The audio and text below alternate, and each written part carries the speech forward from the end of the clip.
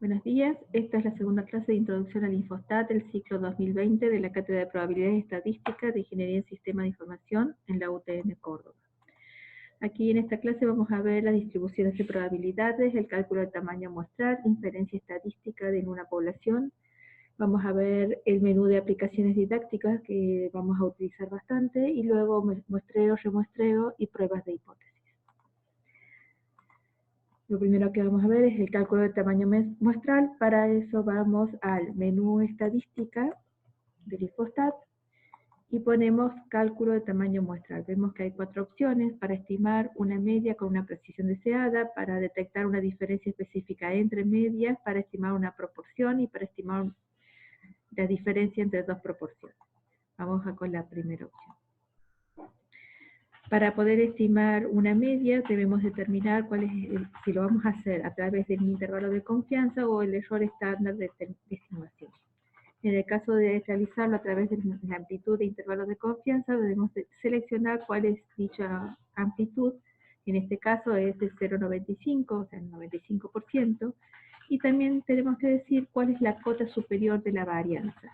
Entonces, si tenemos una varianza de 100, significa una desviación estándar de 10, vamos a ver que el tamaño muestral requerido es de 1537 elementos. En cambio, si tenemos una cota superior de la varianza de 9, que sería una desviación estándar de 3, vemos que disminuye considerablemente el tamaño muestral requerido.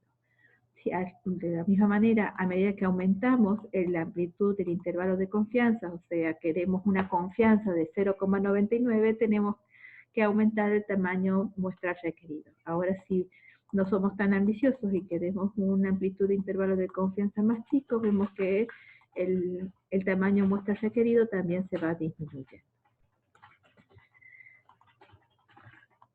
Luego, para poder detectar una diferencia específica entre medias, suponiendo de que tenemos una población en la cual tenemos dos características y queremos detectar esas características, o sea, por ejemplo, el promedio de la estatura de los hombres y las mujeres han sido, o sea, se estima de que es mayor la de los hombres. Entonces, bueno, para poder detectar esas diferencias de medias, vamos a esta solapa, en el cual decimos qué número de tratamientos o cuántos conjuntos de observaciones o de entidades tenemos en nuestra población.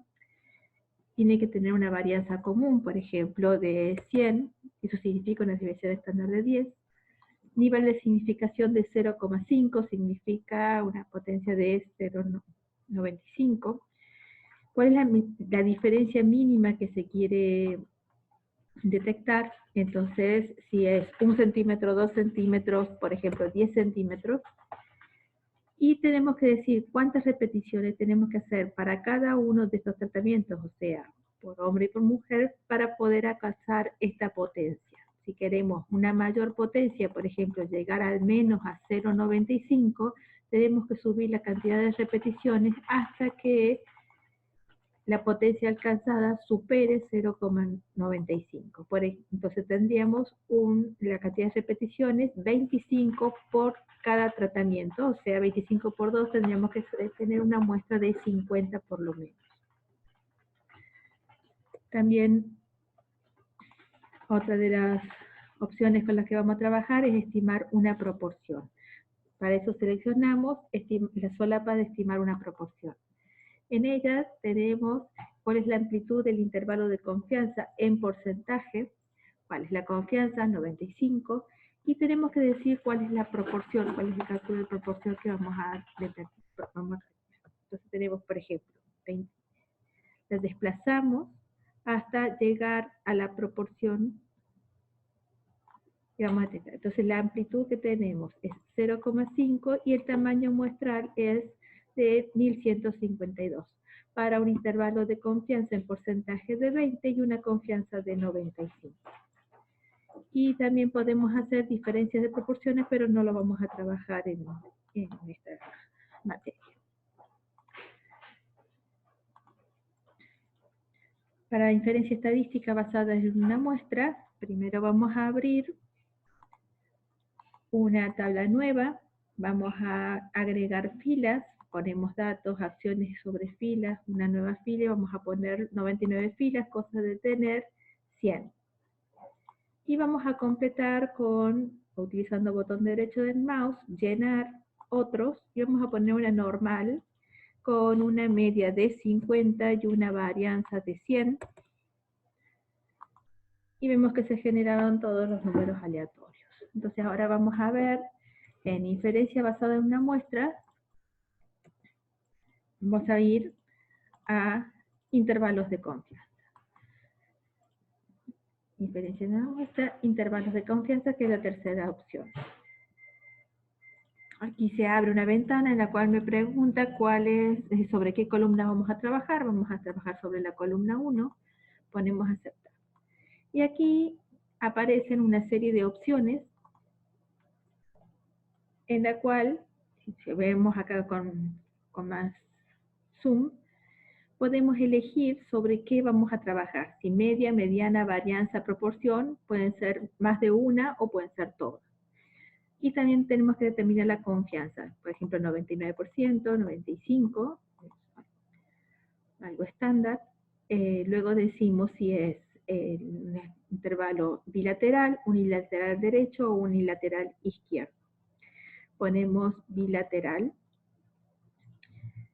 y ponemos de que el éxito, a eso para proporción. Vamos a sacar la proporción y vamos a ver directamente la media y vemos que la queremos bilateral y una estimación paramétrica con un nivel de confianza de 95. Ponemos aceptar y aquí vemos que me dice la variable columna 1, si le hubiéramos puesto otro nombre aparecería ahí, el parámetro es la media, la estimación es 0,49.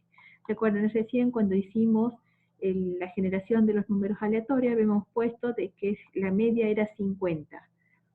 Con la generación,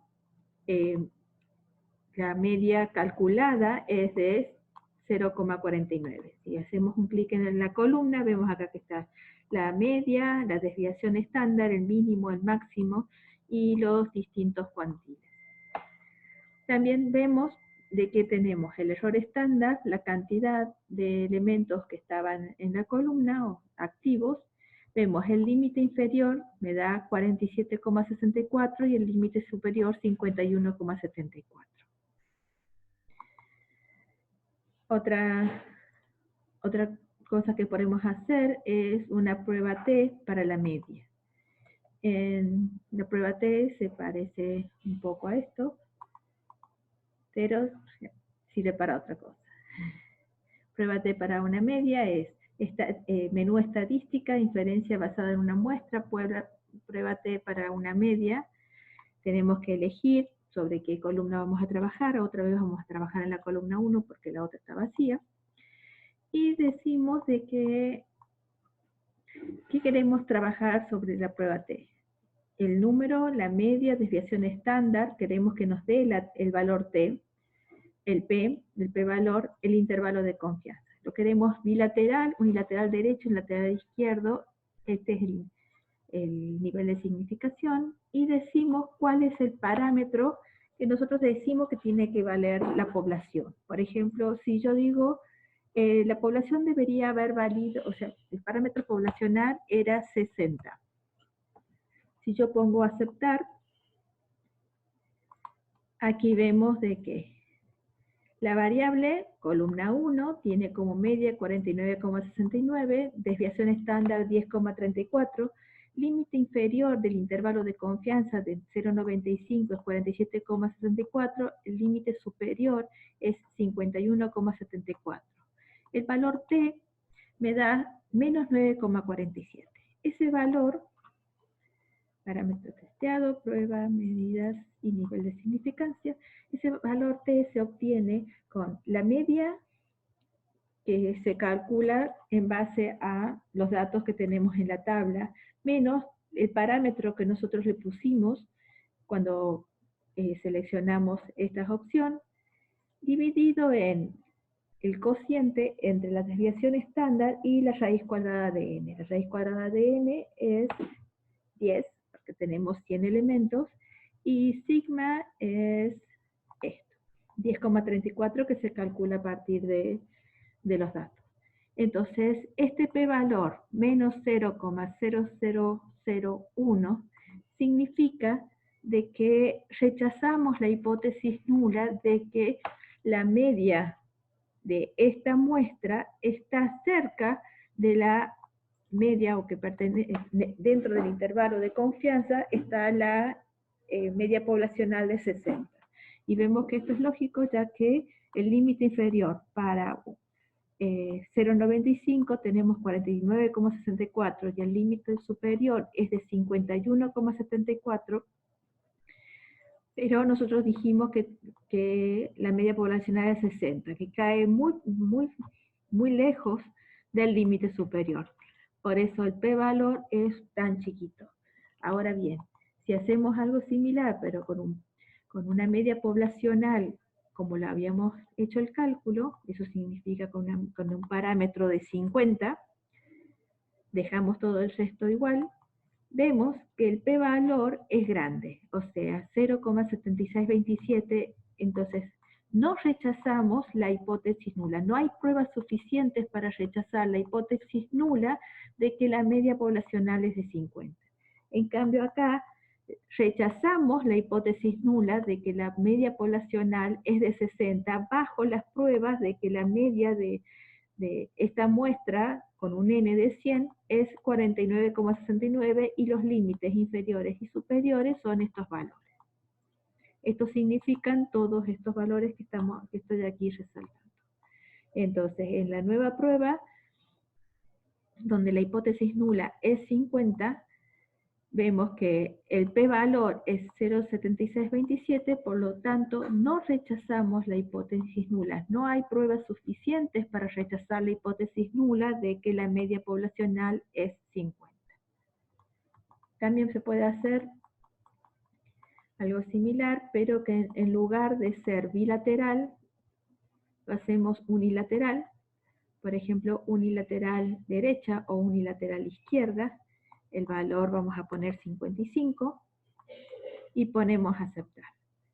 Entonces, bajo hipótesis nula de que la media es 55, vemos que el p-valor no se rechaza. ¿Por qué? Porque es lateral derecha, o sea que el límite inferior es lo único que tenemos, no tenemos límite superior porque tenemos un solo límite. Entonces, el valor crítico es 47,97. Como la media de la muestra está a la derecha, es más grande que el límite inferior, entonces no se rechaza la hipótesis nula. No hay pruebas suficientes para rechazar la hipótesis nula. Eso significa. Bien. Ahora vamos a las aplicaciones didácticas y vamos a cerrar un poquito de cosas acá. Y vamos a hacer gráficos de funciones de densidad continua. Aplicaciones didácticas, gráfico, tenemos varias opciones, vamos a ir viéndolas a todas. Ponemos gráficos de función de densidad continua. Tenemos muchas opciones, normal, t-student, f, chi, gamma, beta, etc. Nosotros vamos a trabajar con normal. Y vamos a trabajar con parte de los datos que teníamos aquí. O sea, vamos a poner media 50, varianza 100. Y queremos decir de qué pasa que el evento está definido por los valores entre 30 y 70. Ponemos aceptar, que son 2 veces, si se fijan, son 2 veces la desviación estándar. Ups. A ver, ¿qué pasó? Media 50, varianza 100, entre 30 y 70. Aceptamos y ahí sí apareció. Hice exactamente lo de recién y ahora sí aparece. Siempre pasa ese tipo de cosas. Entonces, si vemos, dice que el p-valor para la parte sombreada es 0,9545. Para que dé exactamente 0,95 tendríamos que haber puesto con todos los decimales. Vamos a ver. Entonces, si nosotros tenemos que ahora decir, bueno, queremos que este valor sea más adecuado, esto te habíamos dicho que era 69,6 algo, ahí está un poco mejor, 7,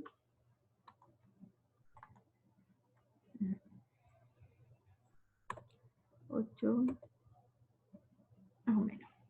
Bien, entonces, suponiendo que esto es en caso de que la media poblacional sea 50. Entonces, si ahora queremos ver y graficar la hipótesis alternativa, suponiendo de que vamos a hacer una hipótesis alternativa que sea mayor que 50, lo que primero que hacemos es seleccionar clonar. Fíjense en este botón de acá, ponemos clonar y aparece una nueva función de densidad, está superpuesta con la anterior, por eso es que solamente vemos una. Seleccionamos dentro de series la segunda y ahí ponemos que la media sea 55. No vamos a cambiar la varianza y en lugar de poner que sea entre los valores que estábamos antes, vamos a decir que sea mayor que este valor superior.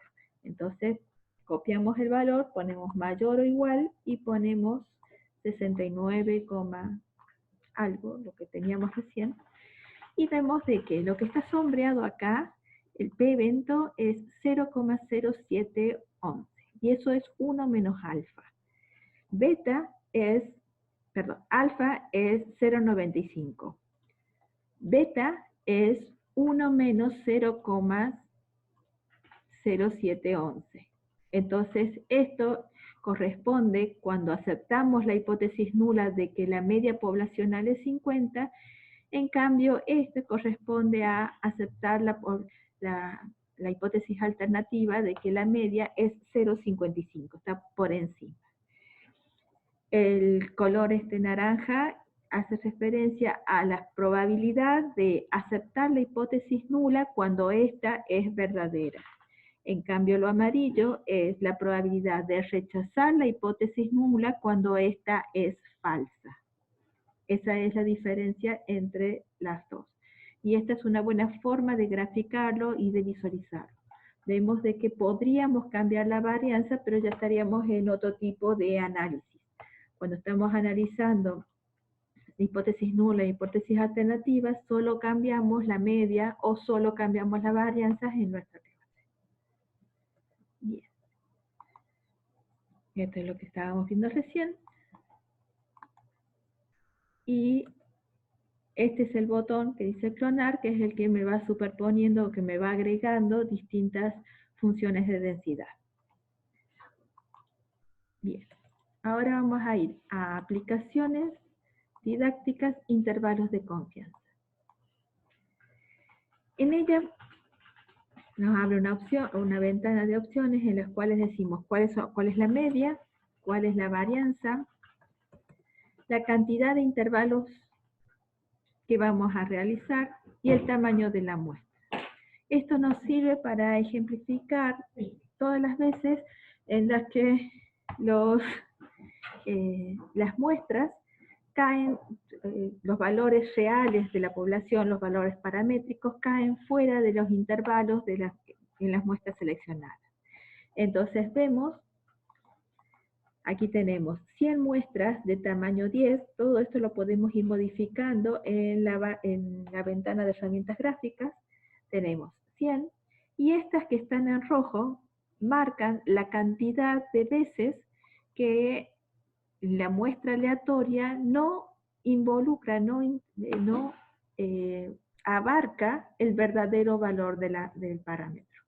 Entonces vemos que la cobertura acá es el 94%. Significa que de los 100 intervalos que hemos generado, hay 4 que no abarcan el verdadero valor del parámetro poblacional. Entonces, para que poder mostrar bien el parámetro poblacional, vamos a poner aquí que aparezca esta línea. Entonces ponemos mínimo 30, máximo 70, y vemos que el 50 queda justo en la línea que corresponde. Queda justo aquí en el medio. Esto es algo que se puede modificar dentro de la ventana de herramientas gráficas en el eje de la Y. También aquí podemos modificar el intervalo de confianza. Podemos aumentar el intervalo de confianza. Fíjense que con un intervalo del 99, tamaño muestral 10 y 100 intervalos, en este ejemplo en particular, tengo una cobertura del 100%. O sea que en todos los casos, el verdadero valor poblacional, el verdadero valor del parámetro estuvo dentro de la muestra. Pero si generamos otro conjunto de datos, eso no va a ser así. Muchas veces van a generarse uno o dos. Al ser una cobertura del 99%, se supone de que con un número suficientemente grande de muestras, solamente una de cada 100 va a caer fuera el valor poblacional. En cambio, si nuestro intervalo de confianza lo hacemos más chico, vemos de que la cantidad de muestras también cuyo valor poblacional no está dentro del valor de la muestra, hay más, precisamente porque vamos modificando el intervalo de confianza. Otra cosa de que permite de que la cobertura sea mayor es cuando vamos aumentando el tamaño muestral. Si disminuimos el tamaño muestral, vemos de que también disminuye la cobertura en términos generales. Todas las muestras posibles. Esta es una opción, también tenemos en aplicaciones didácticas todas las muestras posibles. Hay que tener mucho cuidado con esta opción, ya que se pueden quedar sin memoria en la computadora rápidamente. Si yo le digo, bueno, todas las muestras, tengo el tamaño de la población de 100, tamaño muestral 1, y pongo todas las muestras posibles, son 100. Ahora, si pongo 2, ya son 4.900. Si pongo 3, el Infostat me dice no. Excede los 10.000 que puedo hacer, así que no se puede de tamaño 3. Podemos hasta 2. Y podemos elegir muestreo aleatorio simple o muestreo sistemático. Y una vez de que hemos seleccionado esto, ponemos obtener las muestras y aquí estamos. Vemos de que de cada muestra de estos 4.950 muestras, me trajo solamente la media muestra. No trajo la muestra específicamente. Para eso ya vamos a ir a lo que es muestreo y remuestreo, y ahí vamos a ver que ahí sí nos trae todas las muestras posibles. También podemos hacer un muestreo a partir de una distribución empírica. ¿Qué significa esto? Vamos a volver a nuestros datos originales. Que dice columna 1. Didáctica desde una distribución empírica. Nosotros tenemos una distribución empírica. ¿Qué significa eso? Que es una distribución con datos que hemos relevado, que hemos creado, que tenemos de antemano. No es una distribución teórica como la normal, la binomial, la telestudiosa. O sea, estos son datos supuestamente reales. De ahí ponemos aceptar. Y ahí me dice qué tipo de muestreo queremos. O sea, un tamaño muestral 1000. Evidentemente es con reposición, porque sin reposición no puedo tener una muestra de 1000 cuando el tamaño de mi población supuestamente es de 100. Número de muestras 2, 3, determinamos esto y cada muestra lo ponen en columnas diferentes. Entonces vamos a poner tamaño muestral 25, número de muestras 5 y cada muestra en columnas diferentes. Ponemos aceptar y vemos que tenemos 5 columnas. Cada una de estas columnas La primera parte es el nombre de mi dato original, que en este caso es columna 1. Entonces tengo columna 1 barra 1, columna 1 barra 2, que son las 5 muestras. Vemos que si hacemos estadísticas, medidas de resumen de estas 5 columnas, y ponemos de que queremos la media, la varianza, el mínimo y el máximo. También vamos a poner asimetría y kurtosis. Vemos la variabilidad que se presenta por el hecho de haber hecho el muestreo. Vemos que tenemos media 47, 48, 51, 49. Recuerden que la media de nuestra supuesta población es de 49,68. Y aquí no hay ninguno exactamente con ese valor. Tenemos el más cercano, es 49,41.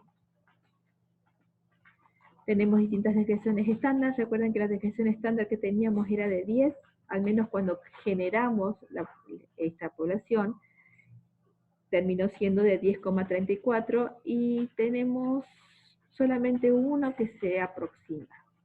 Distintos tipos de asimetrías y kurtosis, debería no tener ni asimetría ni kurtosis porque lo basamos en una normal, pero esto al ser una muestra de 25 elementos, tenemos una mayor variabilidad. Y de esta forma hemos generado un conjunto de muestras, vamos a cerrar esto, un conjunto de muestras, 5 conjuntos de muestras, a partir de esta población.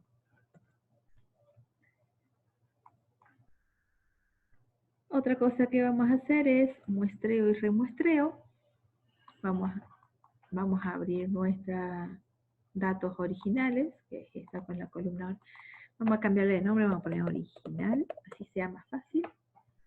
Ponemos aplicaciones didácticas, remuestreo. Hay dos formas de llegar a esto, también desde datos, pero vamos a utilizar esta. Variable original. Y aquí me pregunta qué quiero hacer con esto. Una cosa importante es que si yo tengo que elegir qué quiero guardar de estas muestras. Quiero guardar los valores de la muestra o quiero guardar distintas medidas, como la media, la mediana. No puedo guardar las muestras y la media. Puedo guardar o las muestras o la media, mediana y el resto de los cálculos que podemos hacer sobre ellas. Vamos a guardar las muestras. El método de remuestreo es muy importante. El bootstrap y el jackknife no lo vamos a ver acá en esta materia. Vamos a ver o aleatorio con reposición o aleatorio sin reposición. También vamos a determinar el número de muestras. ¿Cuántos queremos hacer? Por ejemplo, queremos 10. El tamaño muestral. Aleatorio con reposición vamos a hacer de tamaño 25 y semilla 2. Ponemos aceptar y me genera una nueva tabla con 10 columnas. Cada una de estas columnas tiene 25 filas y tiene un conjunto de elementos extraídos de nuestra tabla original para generar una muestra. Si vamos de vuelta, podemos ir a datos, muestreo y remuestreo, vemos que es lo... Si elegimos la tabla original, vamos a datos, muestreo, remuestreo, dejamos elegida la variable original y queremos las muestras. Dejamos todo tal cual como estaba. Hasta aleatorio con reposición, 10 muestras de tamaño 25, semillas 2, ponemos aceptar. Y si se fijan, trajo exactamente la misma conjunto de muestras que antes. Elijo la muestra 1, vemos que dice suma 1242,66, media 49,76 y el resto de los datos. Y si se fijan en la segunda tabla que me acaba de generar, es exactamente lo mismo. Todo tiene igual porque hemos utilizado la misma semilla. Si utilizamos distintas semillas vamos a tener distintos resultados. Hago mucho hincapié en esto porque para los trabajos prácticos y para el examen ustedes van a tener que poner la semilla que nosotros les digamos para obtener los resultados que van a ser considerados correctos. Si no ponen la semilla que nosotros le indicamos, los resultados no van a estar puestos como bien, o sea, van a ser corregidos automáticamente como mal. Bien, volviendo a nuestros datos, muestreo y remuestreo, o desde aplicaciones didácticas muestreo, también podemos hacer aleatorios sin reposición, tamaño 25, semilla 2. Vamos a ver de que esto me genera un conjunto de datos. El primero es el mismo, pero ya el resto no. ¿Por qué? Porque tenemos en un caso con reposición y el otro sin reposición. Entonces, eso es otra cosa muy importante a la hora de elegir cómo se hace el muestreo. Vamos a poner original, didáctica, remuestreo. Y acá tenemos el tamaño muestral, si queremos con reposición, sin reposición. También lo que podemos hacer es directamente, en lugar de las muestras de los elementos de nuestra tabla original extraídos para cada muestra, simplemente la media, la mediana o los distintos valores que nosotros queremos trabajar. Ponemos aceptar y vemos de que por fila tenemos los datos de cada muestra. Entonces, la muestra 1 tenemos 25 datos, media, mediana, varianza, todo lo que hayamos seleccionado de las medidas que queríamos analizar o trabajar. Fíjense, las medias tenemos en promedio 49,3.